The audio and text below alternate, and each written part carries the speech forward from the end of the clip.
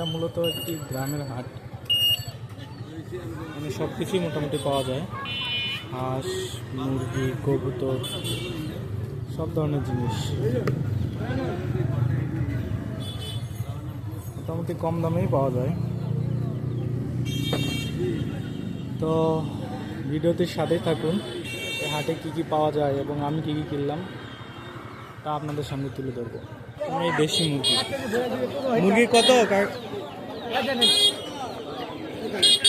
দেশি দেশি চারটা মুরগি 1200 টাকা। দেশি কবুতরের বাচ্চা কত আঙ্কেল? না জোড়া কত? 500 কম হবে না? জোড়া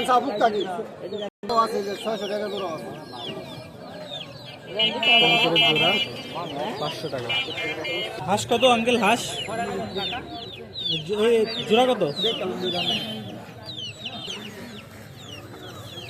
দুটো 4000, 3500।